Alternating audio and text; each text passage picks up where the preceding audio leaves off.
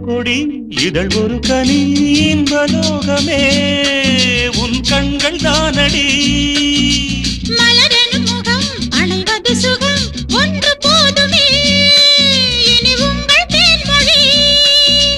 நான் தேடினேன் பூந்தோட்டமே வந்தது நான் கேட்டது அருகே நின்றது இனிமேல் பறக்கட்டும் பறவைகள் இரண்டும் பேரைச் சொல்லவோ அது நியாயமாகுமா பா பா பா பா பா பா பா பா பா பா